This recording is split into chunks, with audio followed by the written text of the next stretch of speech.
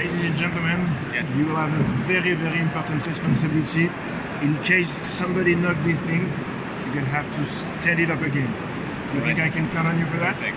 That's absolutely perfect. Because I think I'm going to be stuck over there. I don't think I'm going to have the possibility to do it myself. Thank you.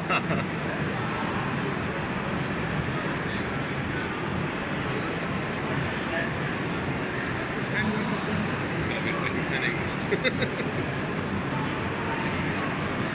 habe ja noch gemeint, vor Signal. Ja, wenn es umfällt, soll es wieder hinstellen.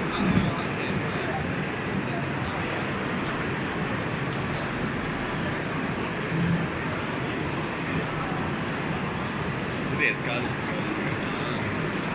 Ich dachte, der macht das quasi für die, dann macht er das für sich. Das wäre auf jeden Fall ausstellen. Das erkennst du in seinem Badge.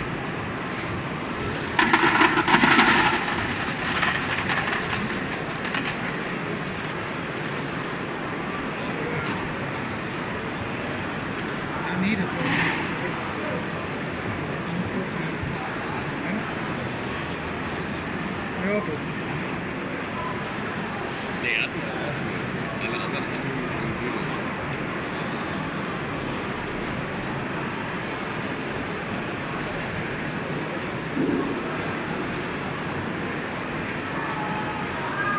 Das sind aber, wenn es die Wünsche aus, das sind doch genau dieselben Sorten wie wir heute.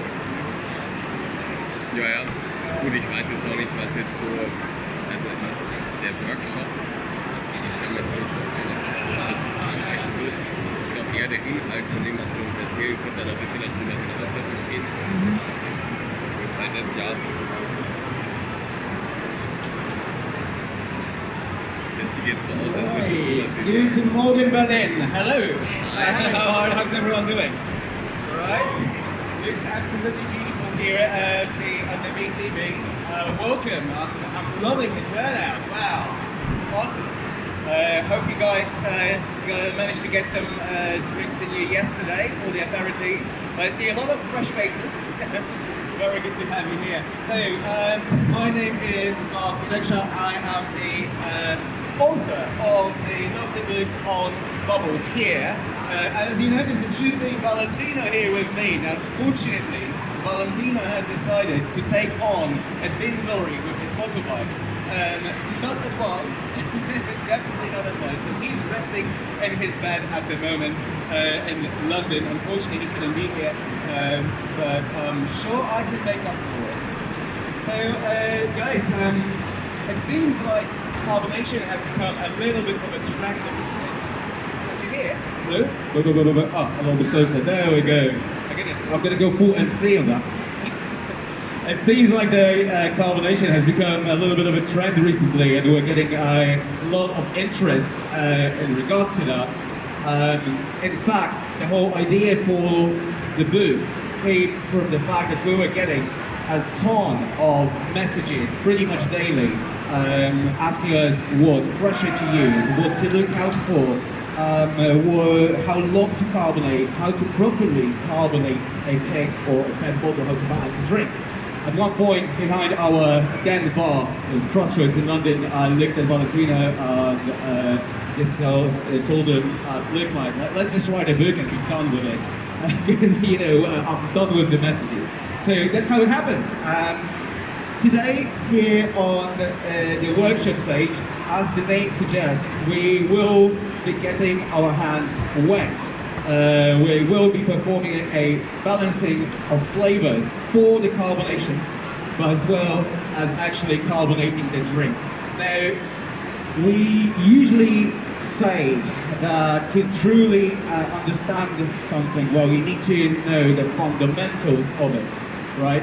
And you can see the fundamentals of the carbonation and what we call the 5 columns of carbonation. Look, I promise I won't bore you with science for too long, but there needs to be some science behind it, because to truly understand the bubbles, you need to understand the chemistry and the physics behind it, right? So basically, there are 5 main pillars that support a well-carbonated drink. The pressure, the temperature, the time and space. I'll explain a little bit more what we mean by time and space in a bit. Acidity and the sugars, right? Let's start with the pressure, which is basically like the queen of the carbonation. Understandable, right? If we don't have the pressure of the carbon dioxide, there will be no bubbles. Essentially, the physical law that describes what happens during the carbonation is called Henry's law. Henry's law describes the equilibrium between the top space, or the head space as we call it, inside any system, and the liquid inside it. If there are 5 molecules, let's say for the purpose of that, 5 molecules of carbon dioxide in the head space, there will be 5 molecules inside the liquid. If there's 10 on top, there will be 10 inside the liquid. That's how equilibrium works. World, for some reason, likes balance. So, to this end, we work on a principle of 1/4 to 3/4 of filling our bottle. If you have a look, I'm going to borrow this for a moment. If you have a look at the bottle, right, you want to fill it up 3/4 over here. If you have less of the liquid, somewhere right here, you will fit too much gas in the headspace, right, on the top of the liquid. What happens then? Equilibrium. If you've got too much gas here, you're going to have too much gas inside your liquid, meaning overcarbonation, meaning foaming, meaning very quick degassing. Now, when we create a cocktail, right, we want to provide an experience to our guests where they begin with lovely bubbles and finish with lovely bubbles towards the end. We don't want the drink that just goes and gone, right? So keep this in mind whenever you're carbonating a drink. 3/4 to 1/4, right? Now, second bit that's super important with the carbonation is obviously the temperature. Now, I'm sure you've heard that to carbonate a drink successfully, you need to make it cold, right? Now, we wondered why. Why is that? Now, the thing that happens throughout the molecules, they possess a quality called the kinetic energy, right? It's the same process that happens to water when it's boiling. If you raise the temperature, kinetic energy of the molecules of water starts moving very fast and starts bubbling. You want to slow down the molecules so they don't release, they don't bounce into each other, and they don't create the nucleation points within themselves. The moment you create the nucleation points, this is the moment that you lose the carbonation. I'll speak a little bit more about the impurities in a moment, but for now, remember to keep your drink cold. In an ideal scenario, right, you would have your liquids cold, you would have your, you would batch them as they're cold, store them and carbonate them in the cold environment. Post-carbonation, keep them in the cold environment and dispense them into the cold glass while they're cold. If you change the temperature throughout the whole process, even for a moment, carbon dioxide moves up and escapes the liquid. Once it escapes the liquid, well, it's a reversible reaction. It can go back in. However, it takes a considerable amount of energy for the carbon dioxide to dissolve back into the liquid, right? If you lost it once, it doesn't matter if you cool it after. You've already lost the battle, or half of it actually. so please remember that. The temperature is super important. Now, time and space, that's an interesting one. Is basically throughout the carbonation, as you will see in a moment when we start actually carbonating the beverage, you achieve 80% of the results within 20% of the time of the actual gassing. Now, this is called the Pareto principle. It's a universal principle that applies to anything like learning. Basically, 20% of your efforts yield 80% of your results. Now, within this 80%, you will achieve good carbonation, right? But we wouldn't all be here, I think, if we weren't after great carbonation. Now, the great carbonation comes on the 20% that come after that. What I mean throughout this is that carbon dioxide needs time to properly dissolve into the liquid. This is a patience game, right? So if you're in for a very quick carbonation, you're gonna have a very quick degassing. It won't stay long. You need to leave it for a little while and give it time. Now at Crossroads, what we were doing, we were mostly carbonating inside kegs. Kegs are a bit of a harder to carbonate and it takes longer because of the amount of the liquid that's stored inside them, right? Ideally, we would carbonate, boom, inject the gas, great, release it, and remove some of the impurities, repeat this after 1 hour, then repeat this after another hour, and then leave it in a cold environment. We had a beautiful BA cellar over 24 hours. It's quite a long time, right? It's the patience game. Now, spoke about time here, about the space. What do I mean by the space? Now, the more of the surface area that you have inside the liquid, the quicker and more thoroughly the carbon dioxide will dissolve inside the liquid. Now, it's the same thing that you do while shaking. That's why when you carbonate, you shake the bottle, right? You shake the PET bottle. A little note on the safety. If you're carbonating a keg, please save your backs, don't hurt yourselves. Put the keg on the floor and roll it with your foot. You don't need to lift the keg up. It's honestly, like, our jobs are hard enough.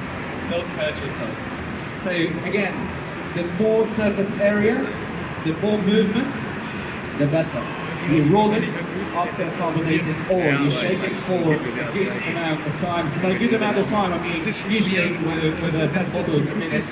With the keg, you need to roll it for a little bit longer. I'm talking like 1 minute, 30 seconds, just to give it time to fully absorb the liquid and leave it on the side. Time and space on this. Now, acidity. Acidity is another interesting factor here, and while I would love to divulge on the actual chemistry and how hydrogen ions improve the hydrogen bonding, well, workshop stage. Let's go as quickly as we can towards the actual workshop and towards actually making it happen. To read more about the acidity, honestly, everything's written down there. In essence, the more acidic the liquid is, the more ions it has to bond with the carbon dioxide to form carbonic acid. As carbon dioxide dissolves inside the liquid, it forms carbonic acid, which itself is a mild acid. It won't change considerably the perception. But then if you were to drink still water and sparkling water right next to each other, you would notice the difference, that the sparkling is slightly more acidic, isn't it? That's the reason behind it. That's the carbonic acid dissolved inside. Now, of course, we're not saying carbonate your acid solutions only. We're still making cocktail. Just keep that in mind, that technically, the higher the acidity of your drink, the more carbon dioxide you can dissolve inside it. Okay? Something to keep in mind. It also contributes to the freshness of the drink, which I think is kind of great, especially when you're making a lovely highball. So on the note of sugars, of course, to balance the cocktail, we need to add some sugar to it, right? We can't just carbonate, as I say, acid solution. Now, keep that in mind. That's a little bit of like if you imagine a pie chart, right, of things that you can fit inside your liquid, inside your cocktail. Sugars, if they occupy a certain amount of space, well, this space could have been used for carbon dioxide. The more sugars you have, the less space there is for your bubbles, essentially. So, of course, we've got different sources of sweetness, right? We can use caster sugar that has quite low viscosity. If you use honey or agave, with high viscosity, it would be a completely different animal whatsoever. It would trap the bubbles inside, but again, it would make it harder for carbon dioxide to dissolve inside of the liquid. I would say we're gonna move on towards this is basically the correlation between the elements that I just described. And we usually say, take a picture of that. That's a great cheat sheet. Remember, this is a bit of a rule of thumb, right? The higher the pressure, the higher the gas solubility. The higher the temperature, the lower the gas solubility, right? We're going to have the carbon dioxide escaping. Longer time and more surface area, higher solubility, higher acidity, and then higher content of sugar inside the liquid and lower gas solubility.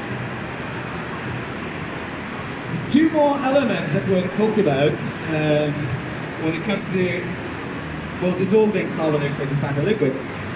Which one do you guys think is better as a solvent for carbon dioxide? Alcohol, let's say a 40% vodka, or water? What do you guys think? Come on. Water? No, it's not. Technically, because of lower hydrogen bonding inside a molecule of carbon dioxide, let's call it a handshake, okay? Let's call it like a little handshake. It's easier for carbon dioxide to rip through it, open them up, and attach themselves to the molecule of alcohol. Now, what it also means, if it's easier to attach themselves, it's also easier to detach themselves, right? So if you try, and we actually performed a very interesting experiment, it's all included in the book, where we carbonated next to each other at the very same time, at the same temperature, the same volume of alcohol and the same volume of water, and measured, basically based on weight, on a very, very precise scale, which one degasses and loses the bubbles quicker. Alcohol loses bubbles about 20% quicker than water. Meaning, okay, it can fit more carbon dioxide, but it will lose it quicker. So if you try to carbonate a high ABV drink, it will foam like hell. It will be, quite disgusting. I can imagine. I don't know if you guys ever tried to carbonate a martini. Right? There was a trend some time ago where people, carbonated Negroni. I'm like, why? What is the reason for that? So, apart from the whole fact that it also degasses fast, we get asked an important question. I'm sure you were asked, and you were told by your guests some time ago, I can't have champagne. It gets me wasted very, very quickly. Right? Well, technically, yes, it's true. It doesn't get you drunk. Bubbles don't get you drunk more. They get you drunk a little bit quicker. Because of the stress of the bubbles on your stomach walls, what stomach does, it opens up and allows liquid to go directly to your intestine and into your bloodstream. So while it won't get you drunk more, it will get you drunk quicker. And look, we're all in the bar business as far as I understand this, right? And bar is exactly that. It's a business. So you don't want your guests to get wasted after one drink, and you needing to put them in a cab. You want them to have 3 drinks. You want them to have 4 drinks, right? Let's keep them safe. At the same time, let's keep our tools happy. So lower your ABV in the drink. Now, technically, as I say, alcohol is a better solvent in the lab environment. For the purpose of our cocktail, what we would say, as you can see here, as a solvent, alcohol better, as a Henry's law, so basically the amount of liquid you can fit inside, higher pressure can allow more carbon dioxide to be dissolved in ethanol. In practice, please keep your ABVs lower. It's going to retain your carbonation for a longer time. Moving on, another factor which is very important with the degassing process and the moment you lose your bubbles are the impurities. Now, impurities can be many things. It can be obviously the solids. So I hear some people distilling lime juice. to actually add it to the liquid. But clarify your liquid as much as you can. The solids, but also remember that your ice can be an impurity. So any sort of edge, any solid, any rough edge is a what we call nucleation point. Nucleation point is a moment that carbon dioxide forms a bubble and starts leaving the liquid.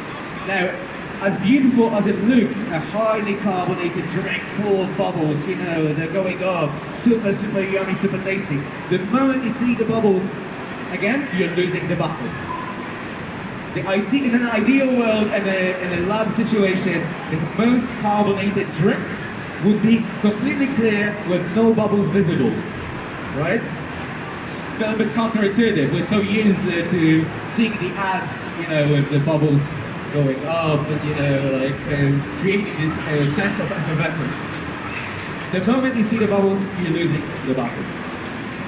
That's why, for example, we use column ice, less surface area, less of the contact with the liquid, right? Less of the nucleation points, but also due to lower melting, lower surface area, melting slower, meaning it adds less of the non-carbonated water inside your drink as well. Keep that all in mind, please. Now, impurities can also be things like pectins. Pectins are basically what keeps our fruit together, what keeps a banana, not a pulp. What keeps an apple in shape, what keeps pear in shape. Analyze your ingredients and understand if you need to break down the pectins. Pectins can be broken down using Pectinex, for example. Wonderful little solution. During the clarification process, once you break down the pectins, it definitely will provide a better carbonation for you. Now, why? Pectins are known to be a stabilizer for the foam. It's basically something that, like, once the gas leaves the liquid, it retains it in place on the top. If you have loads of pectins, you try to dispense your drink from the draft, it will form a massive head and it will stay there for a longer time. Again, that's not something that you want. You don't want all the gas to be trapped inside your head. You want it to be ideally in the liquid or to break on your palate, right? On this note, another impurity, proteins. What are proteins? We pretty much know, right? Everyone used egg white in the drink at one point or the other, right? What does it do when you shake it? Makes a foam, right? There we go. We don't want foaming. Foaming is bad carbonation. Of course, you know, you can understand if you're shaking like a Rama's gin fizz, right? You add soda water, what happens? It grows and stays there for a long time. Again, does Rama's gin fizz taste very carbonated? Does it taste very sparkling? It doesn't, because all the carbon dioxide is in the headspace, right? It's not in the liquid, it left it. So again, possibly if you're thinking of clarifying your drink as in a milk punch, maybe not ideal. Well, you denaturate the proteins while making a milk punch. That's still like present in the liquid. There's still, you can see sometimes after denaturation, it's little fibers almost floating around. Well, these are solids, right? So we're coming back to the first one. One of the elements that we like to highlight here as well are tannins. Like, we love teas at Crossroads and we love working with teas.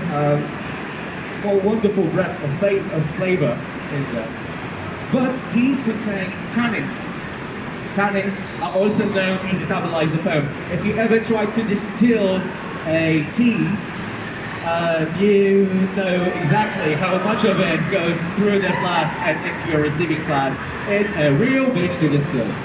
That's not there's a way of, we've figured out a way of actually washing the tannins away with cold water, where you can basically leave it in a dynamic infusion for about like 30 seconds, dump the water, fill it again with cold water, leave the tea over there for 10 minutes while not stirring it, dump it out, and then have your desired amount of water for the infusion over a long time. So cold infusion essentially allows for the tannins to be washed away. Of course, pick your fighter, because some teas like Lapsang Souchong, well, phenols, which are responsible for the smoky aromas, are highly soluble in water. They will disappear on the first flush. Like we used Rooibos successfully, we used Sancha successfully, so more of a grassy kind of fruity type teas. They're good to go. There we go, let's move on. Again, elements of degassing, higher ethanol, quicker degassing, more impurities, quicker degassing as well. This is a little flowchart that we usually tell our guests to take a picture of as well. Again, this is something that's going to allow you to visualize the effect of the factors that we talked about on the optimal carbonation environment. So ideally you would have high pressure, below zero temperature, long time and space, so large surface area, high acidity, not too many sugars. Again, remember you're balancing a cocktail, you don't balance a lab sample. Moderate ABV and as low as possible impurities, right? Again, with impurities, if you work with a centrifuge usually works wonders for us. So, yeah. At this point, does anyone have any questions? Anything I should clarify? No? Should we move on? Fantastic. What about flavor? So, as I mentioned, we are creating a cocktail, we're not making a lab sample. What happens to flavor compounds when you carbonate and you drink? First of all, it's worth saying that the actual aromatic compounds, so the, basically what thing that makes the flavor taste, the smell, they're not getting modified by simple injection of carbon dioxide. What happens during that, it's more of a matter of displacement. And the aromatics are either pushed inside the liquid, making them more soluble, or pushed out of the liquid into the headspace, making them more volatile. Because we perceive flavor in different ways, this really matters. Before I carry on, has anyone ever wondered what does carbon dioxide by itself taste like? And how do we understand carbon dioxide? How do we perceive with what receptors? So carbon dioxide is received and interpreted by the same receptor in our mouth that is responsible for pain. It's the same receptor that understands spiciness as the same receptor that understands very strong acidity. So it sends the signal to our brain that, oh, I probably shouldn't have that. Well, you should. If you, how many of you guys like spicy food? Put your hand up and leave your hand up, right? Leave your hand if you like spicy food. Now, if you like spicy food, please only drop your hand if you prefer still water over sparkling water. A lot of you kept your hand up, right? It's simply because it triggers the same receptor. If you like your spicy food, you're more likely to like highly carbonated drink. We've actually done this, it was more of a bet than an experiment. We've done this over the bar and we're asking the same question to people. 9 out of 10 left their hand up. Think about it whenever you're doing food pairing for a Thai restaurant. Right? Do you want to emphasize the spiciness or do you want to balance it out? Well, this is another tool that you can use for this one. Now, due to volatile partitioning, as I said, you've got the liquid phase and the gas phase of the aromatic compounds. The way we taste everything is through two apparatus. You've got your orthonasal passage, which is basically your nose, and you've got your retronasal passage, which is your mouth, and kind of like the volatile compounds coming back to your nasal cavity, and then being interpreted by the olfactory bulb. Why does it matter to us? It matters because certain aromatics are more perceptible through the orthonasal passage, so through our nose. Certain aromatics are better released through our mouths and more warm environment and higher concentrations. Think about it in terms of fruitiness, for example. If you were to puree a strawberry, next to it you would puree a tomato and try to taste it with your nose closed, I bet you wouldn't be able to tell the difference. There's 173 common aromatic compounds between strawberry and tomato. That's why strawberry works so well in a salad, for example. Anyone ever tried to make a strawberry Bloody Mary? Now you have an idea. I was touring about that, I never actually made it happen. But yeah, there you go, you try. So, due to the aromatics being pushed out of the liquid and becoming more volatile and becoming more like taking the gaseous state, they're released quicker from your liquid. If the aromatics are trapped inside the liquid, they will remain there for a longer time and they will be released gradually. When we first started playing with carbonation, we were balancing the drinks for carbonation just the way we would a regular normal drink, right? So, you know, your standard milk and honey principle, 50 spirit, 20 acidity, 20 sugar, right? And then derivative thereof.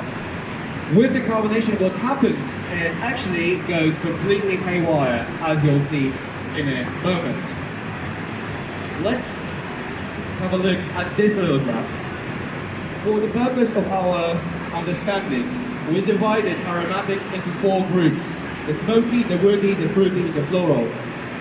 If we take this line here as a 0 point, meaning this is when the drink is before the carbonation. This is what happens to certain to these aromatic groups after you carbonate it. The smokiness, way up. If you thought Octomore is smoky, try carbonating it. It's like licking a log after a bonfire. Woody elements, let me describe what we included in that. As woody, we understood things like herbal, things like the oakiness of your bourbon, things like certain ways of bitterness, right? Normally, when you think, even like if you think about herbal notes like a juniper, well, it comes from a little berry that is essentially made up of lignans. It's the woody aroma of that. If you think about your rosemary, well, this is a sprig. It comes from the lignans as well. It's a woody aroma. We've created a drink some time ago called Rose. It was meant to be a pre-carbonated French 75 style served from draft. Again, we were using the standard balancing sheet, right? So you have 50 spirit, 20 sugar, 20 acidity.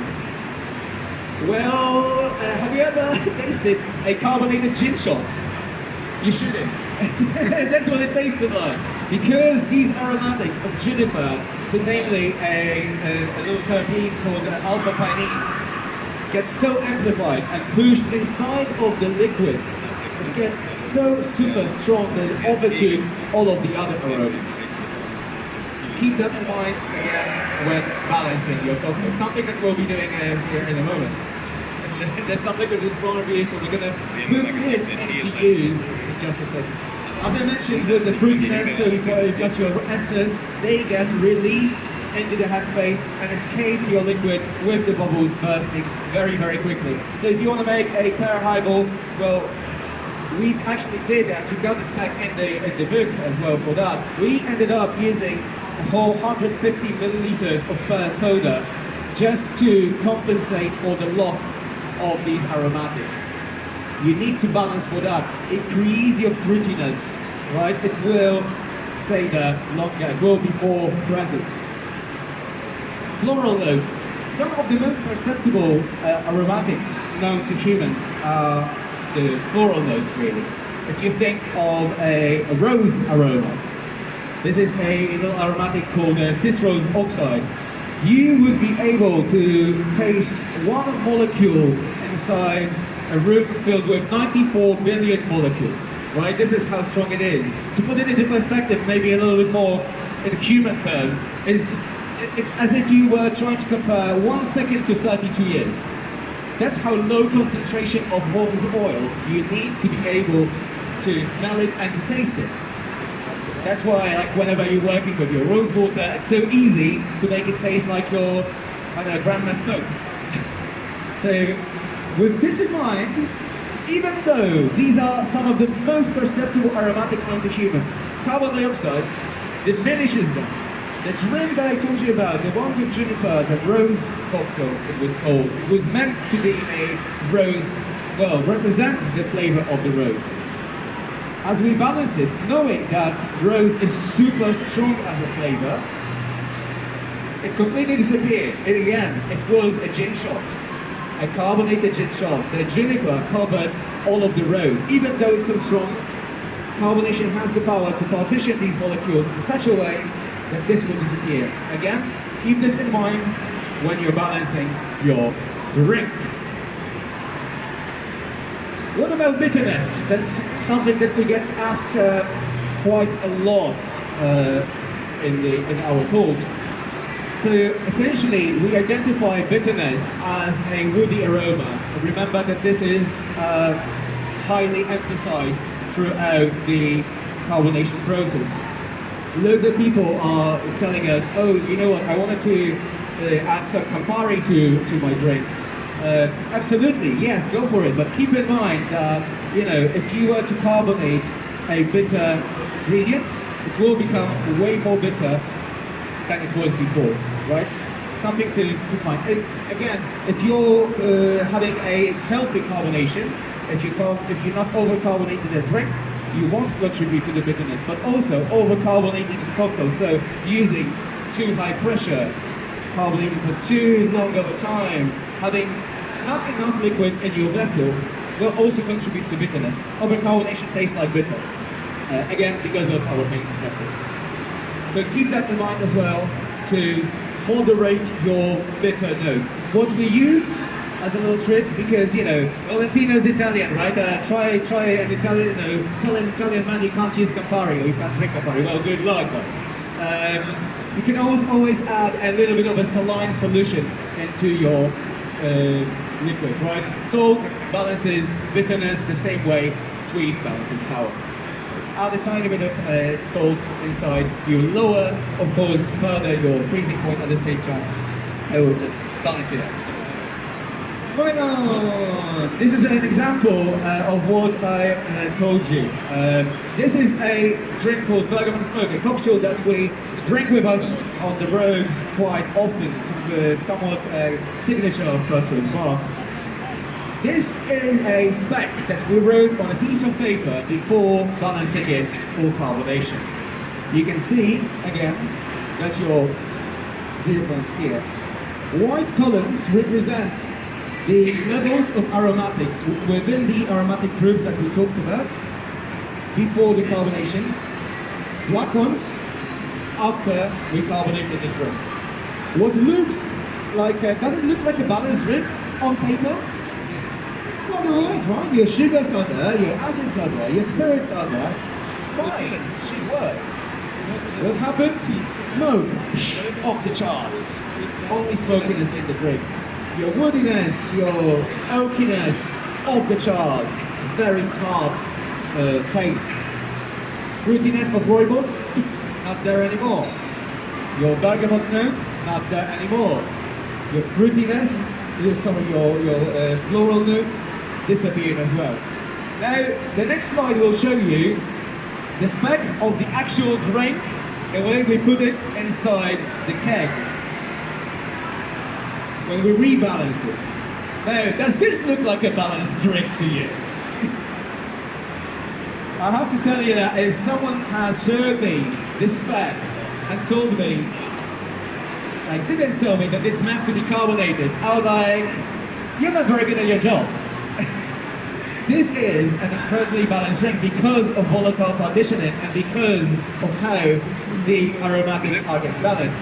Look at this. Again, the same sort of principle. Before carbonation, after carbonation. Your smoke suddenly goes into balance. your woodiness, sure, it's there, but it's not overpowering anymore. Your fruitiness, because it's so elevated, because of very high rooibos volume in the drink, it gets diminished, but it still stays in place, it's still there. Even though the floral notes get diminished as well, they are present. Remember to play with your ingredients. And using these charts, it will become a lot easier. Now, this was me talking. Now, talking about carbonation is like reading about push-ups. And talking about flavor is like reading about push-ups. You know, like listening to a comic book. Let's balance a highball. You guys in front of you have some liquids. Now, what we'll do here, knowing what we know right now, I'll come back to a little graph where you've got different aromatics explained. I would like each of you to balance a highball using the ingredients you have in front. Now, from the left side, from left-hand side to the right-hand side, what you have in front of you? You've got the Montelobos Mezcal, you've got your Aperol, you've got your Ancho Reyes, you've got your Super Sour, which is basically an acid solution, 1.95 pH, so slightly more acidic than a lime juice. You've got your 121 sugar. You can now balance your drink, knowing what I just told you regarding how the aromatics go up and down inside your vessels. Once you're done, fill the PET bottle and we'll take it from there. Shall we start? I'll be going around, so if you guys have any questions, fire away. And let's go get our hands wet, alright?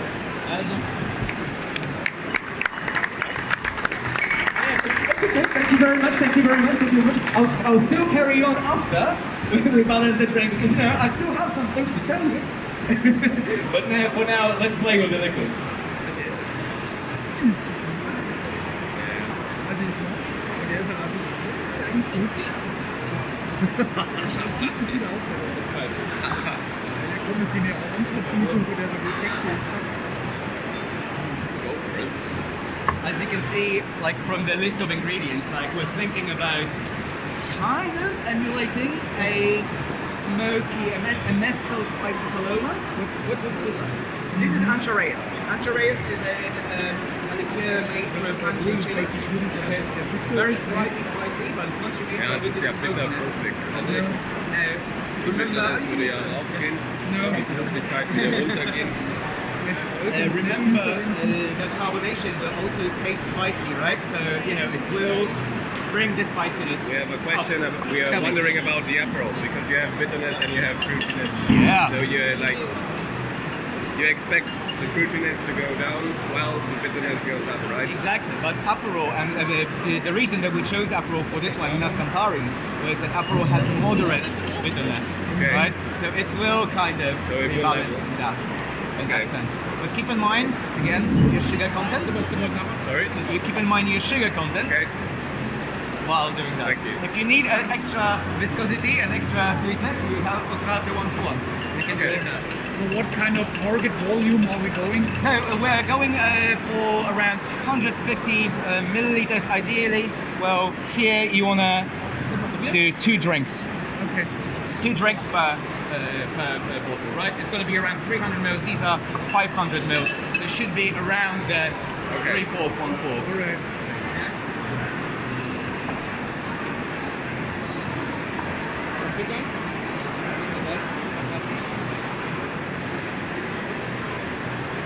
Everyone, one thing that I should have probably mentioned, we're going for a volume of around 150 milliliters per drink. I would like each of you to make 2 drinks just so we have enough volume to fill our bottle, okay? So around 300 mils inside the 500 mils bottle. It should give us around 1/4, 3/4, roughly over there. Okay. That's bitter.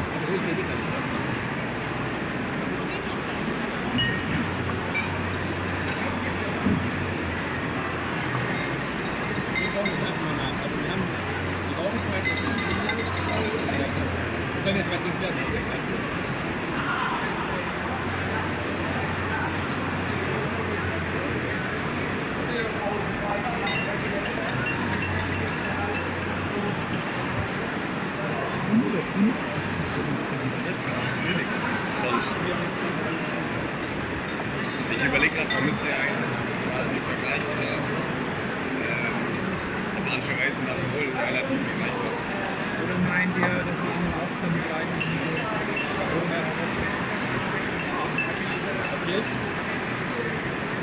Wenn wir haben ja nicht, das sind ja keine 300 Milliliter.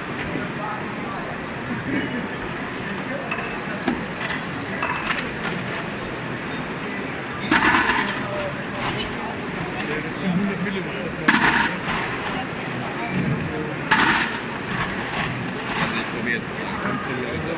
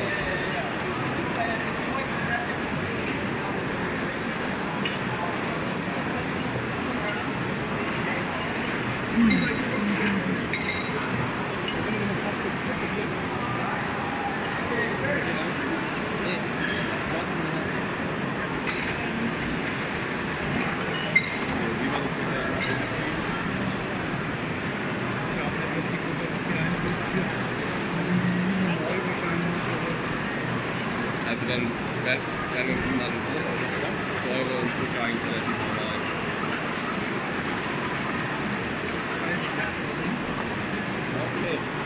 On another note, we also have in front of you some dilution water, okay? Remember that it's a cocktail. Normally when you would shake a drink, it would get some dilution inside it, right? So within your 300 mils, dilute your drink. Basically do what you would do in a bar.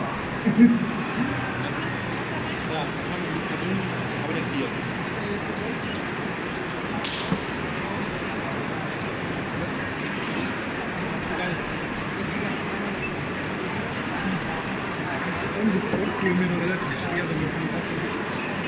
Ja, aber am Ende einfach mal ausprobieren. Man wird schon was lernen dabei.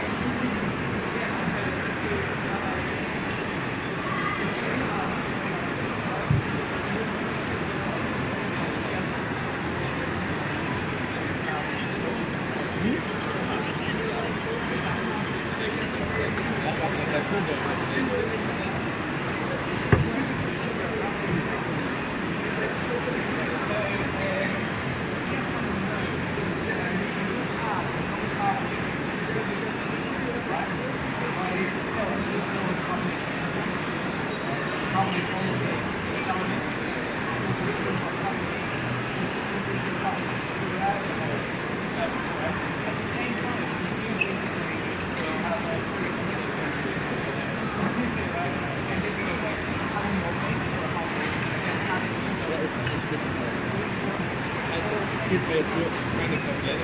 Das ist wirklich toll.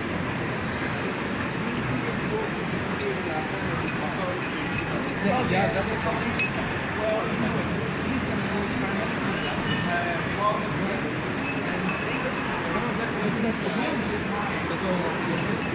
das mal noch. So viel ist das im Moment. Ich will die Alter bringen.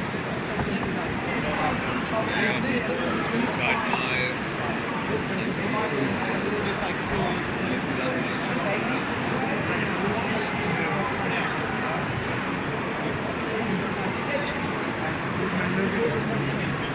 Ja, was auch. 40, 50, oder 55, das heißt alle Zutaten mal 3. Das ist jetzt noch zweimal dazu.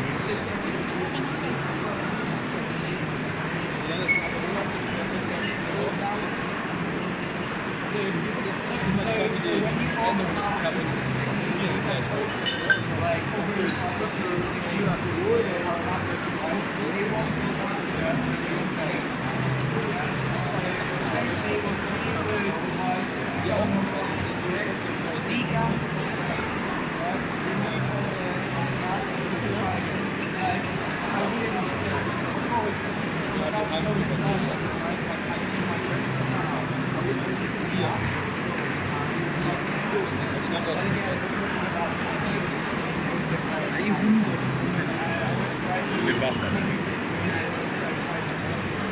Also ich würde 200, 220 oder so sagen.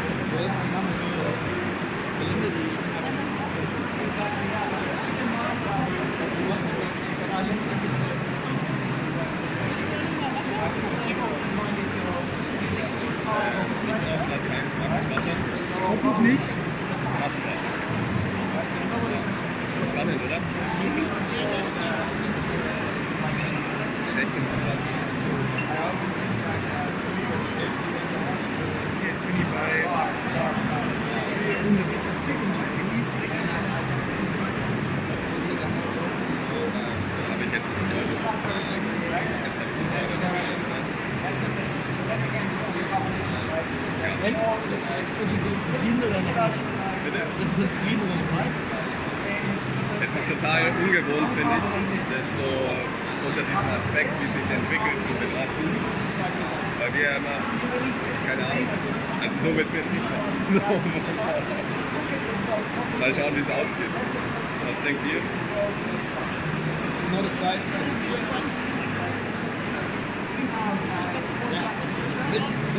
Hast du es nur Rauch gemacht oder wie hast du es gemacht?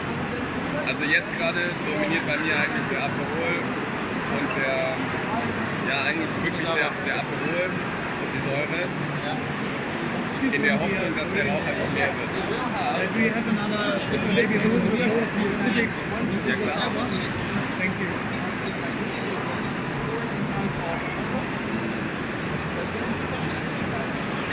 Guter Plan.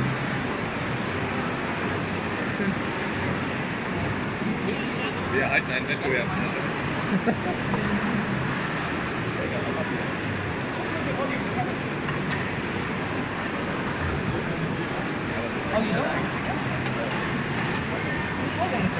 Sehr ähnlich.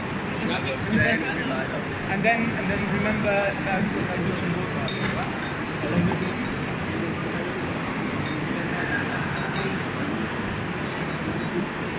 Jetzt in der Glasflasche katalysierend.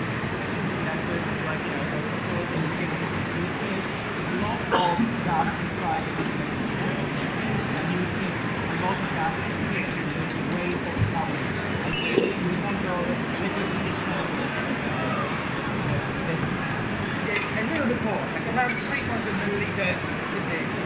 Okay? Around 300 milliliters. As I said, like we're doing 2 drinks. Each drink is 150 milliliters in total. This is around maybe 300 minutes. This one. That's 300 mils. Yeah, I think so. But I really think so. The little bottle, it's 1.5 4,000. So Yeah. I mean, this was supposed to be 500 ml bottles. They No, look this- kind of large for a 500 ml bottle, but we have that in the rider. Apologize for that. But Jetzt wäre ich beim Wasser, wenn ich mir nochmal geben würde. Ja. yeah.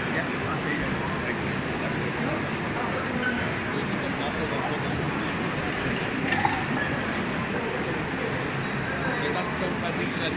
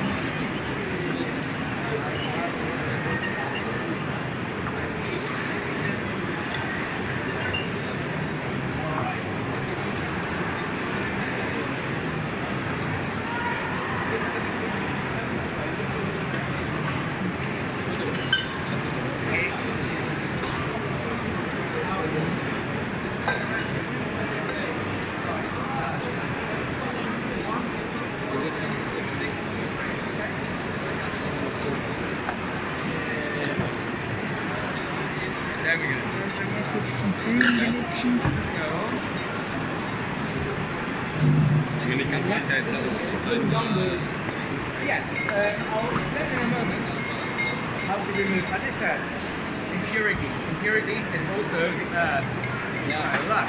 Bei dir 300, genau. Ja, ziemlich. Right. Stimmt, bei mir fehlt noch eine. Nice head.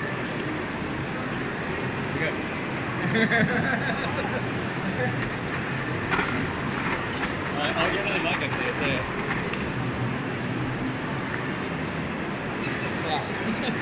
Right, guys. To whoever has done already, because I see some bottles appearing already inside the ice bucket. Don't rush. Don't rush. If you know, I can see some of you already closing the bottles. Remember, there we go. The gentleman knows what they're doing. Squeeze the bottle. Remove the air from inside of it. Air is also an impurity. Okay. So you want to basically, if you were to carbonate inside a keg, you would release the bulb as you carbonate at the beginning, just to remove unwanted air from the side. This is a process that we call CO2 flushing or CO2 washing of the keg, where you kind of replace the air inside of your headspace, but also, remember this, inside of your liquids with carbon dioxide. The more air, the more non-carbonated air we've got inside, the less carbonated your drink will be. Simple as that. So yeah, squeeze your bottle, pop, pop, pop. Once you're done, put it inside the ice buckets. I think we've got 4, and maybe I'm going to move them a little bit more evenly. More water. Okay, fantastic. Maybe we have a little bit more water. I'm going to borrow yours for a moment. That's right. Oh, there you go. There's some more here.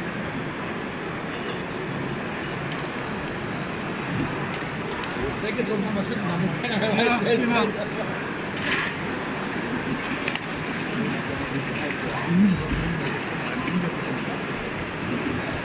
So, beautiful! This is our lovely, lovely colored liquids. Das ist schwierig. Meine ist aktuell der breiteste oben. So meinst du das eigentlich? Irgendwo. Wahrscheinlich irgendwie schwierig. Searching for enough space and some moving. I think it should fit like 5 liters. Yeah. You were talking, Sylvie. Yes, sir. You were talking about the tea earlier, and I find it very interesting because we are experimenting with tea quite a lot. We try to carbonize it. Do you have any takeaways? You was telling about green teas in general, a little bit better than black teas, I guess? I would think so, yeah, but basically because you want to wash the tannins away, as I was saying, like what we did as a process, first, like you put your tea, we normally use like 1.2 grams per 100 mils, like as rule of thumb. Wash it with like just water, just to cover it, stir it very, very quickly, dump the water. Add water again, leave it there for about 10 minutes to let infuse, dump the water, fill it with whatever water you need, whatever volume you need. Let's say you did 3.6 and so you're gonna fill it with 300 mils and leave it there for 18 to 24 hours in cold environment to infuse. You're gonna, basically what you did in the 2 first flushes, you wash the tannins away and it won't foam. How long you have to stay the water for the first time? So first time about 30 seconds. 30 seconds. 30 seconds. Wash it. Just like wash it out, throw it, leave it for 10 minutes, throw it, and then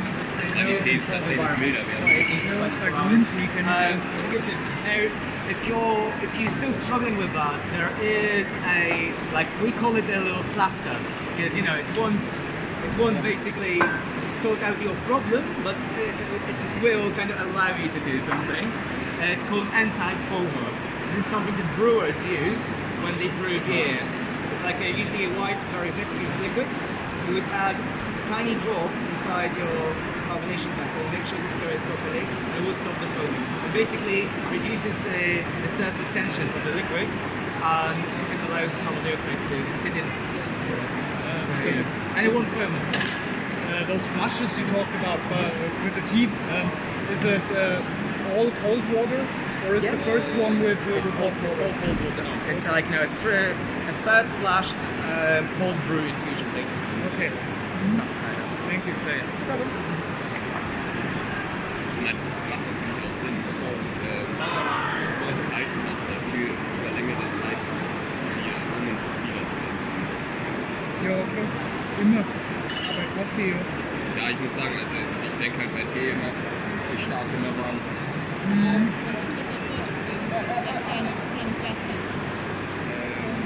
Cool. Should we carry on now? Extrakt kreierten Form, also If you haven't finished your drinks, please carry on as you would. I'm going to start talking a little bit about the safety of carbonation when we're actually going to perform the carbonation. Just we have another half an hour and we need to fit into the time schedule. So let's move on. You can answer. Now, while we talk about the bits on safety, our drinks are going to cool down so we can carbonate them properly. In the book, we expand on this, obviously, but just a few bits, especially since, you know, people started playing with carbon dioxide quite a lot.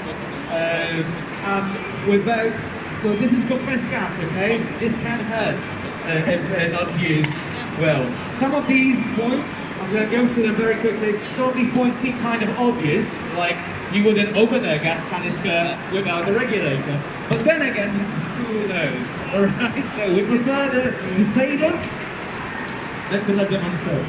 Again, yes, use a regulator whenever you're playing with the gas canister. I was asked a second ago, is there enough pressure inside a soda stream bottle to actually carbonate the cocktail? Well, there is. These contain, well, in the UK we work with units called PSI, which is a pound per square inch. Just to give you a rough idea, around 45 PSI is 2.8 bar. That, right? A van tire or a lorry tire is about 30 PSI. This canister is 900 PSI, 30 times the pressure inside a wheel of a lorry, right? That's a lot of compressed gas that can be released very quickly. So always use a regulator, stay safe with that. Beware of the gas leak. If you hear any sort of hissing, anything is not going according to plan, close your carbon dioxide canister straight away. Stay safe, especially if you're working in a small environment, not well ventilated environment. Remember that with temperature, as the gas escapes from the canister, it expands a lot and it takes space off the air. If the space is not ventilated, you can literally suffocate. Okay? It's not, you know, flammable gas, but it will replace your air. You won't have enough air to breathe. To carbonate, when you're actually performing carbonation, remember to chain your canister to the wall so it stays there in place. I don't know if any of you ever had a CO2 canister drop on your foot. I have, not great. So these are heavy, they can hurt you. Also, if there's anything going on with the gas leak, you could basically prevent it from going flying. Right, chain your gas canister to the wall. Maintain low temperature, as I said. The gas expands when it gets warm.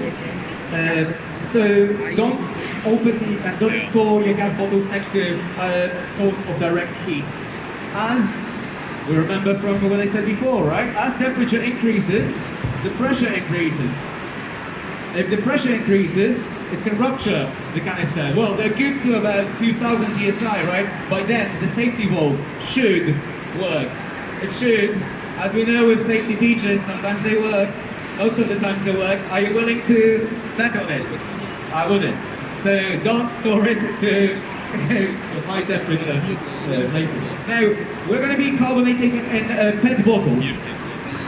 What we mean by number 5, know your PET bottles. Not all PET bottles are the same, right? Make sure that you use a vessel that can withstand the pressures that you're about to put inside it. If you touch a get a plastic bottle that used to have still water, right? Cheap still water, right? You're gonna notice that it's very soft, it's very thin. That can rupture. If your recycling bottles, for example, you just had a liquid, you drank your Coke or whatever, and you want to use it for carbonation, please do. Make sure that the liquid that was inside the bottle previously was carbonated. They have much better safety protocols than most of the bars when they bottle Coca-Cola. So these bottles are good to withstand. Then on the matter of gas leaks, make sure your seals are in good condition. All of these, all of the regulators, all of the connections between them, they have seals inside them, right? They cost close to nothing. If you see something being a little bit disfigured, change it. Just maintain your equipment in good condition, and it will pay you back with good carbonation. Discharge the keg before opening. Now again, this is a thing that is kind of obvious, right? It says on every top of the keg, on every lid, remove carbon dioxide before opening, right?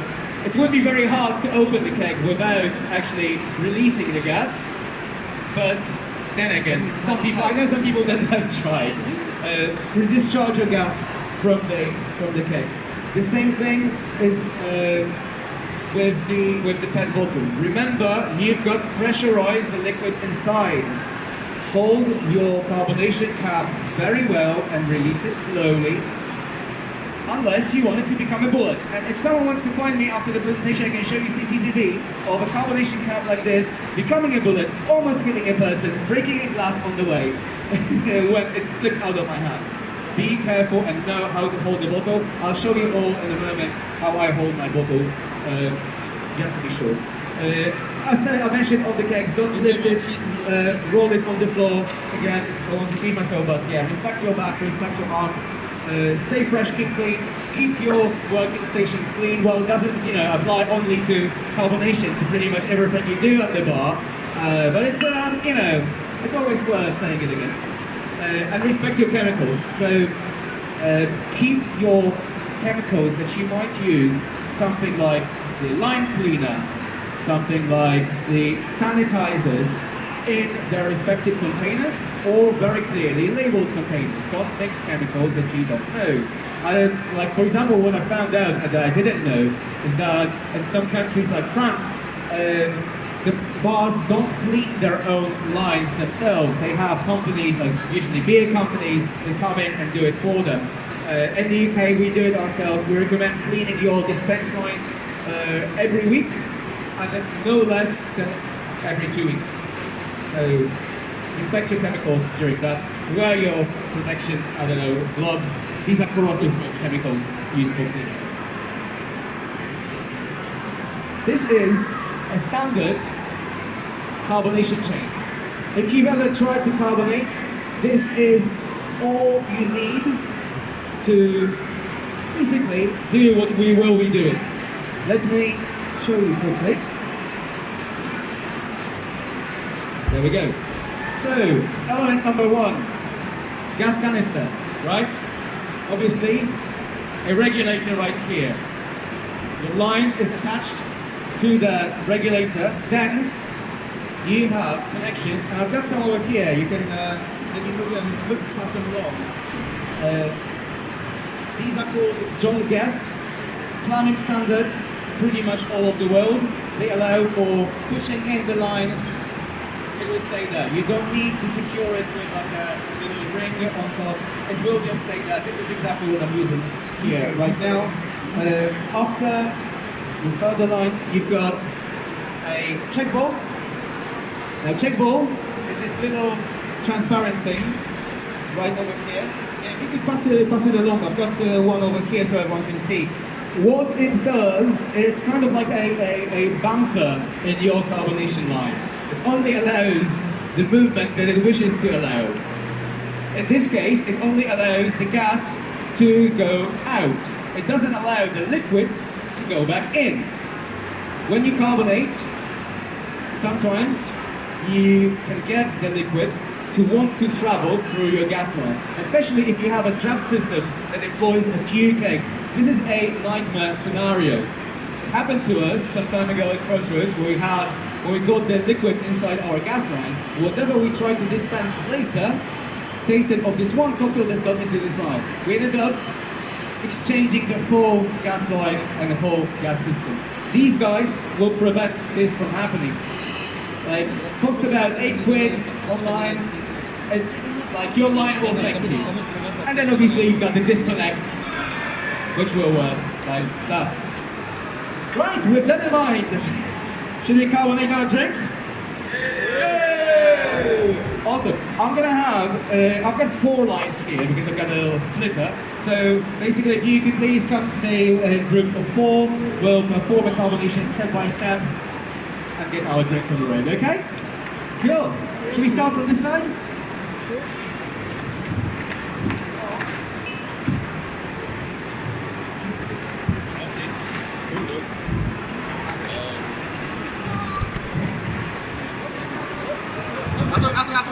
Achtung, kurz mit dem Kabel hier.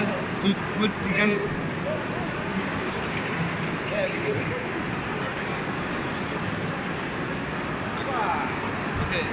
Okay, so we've got 4 lines here.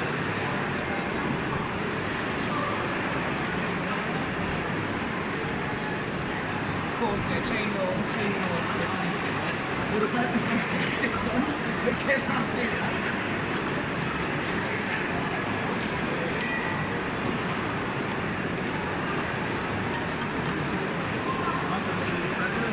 So right now we're going to be using around 2.8 bar, which is around 45 on this side. Remember that the pressure will determine the texture of the drink.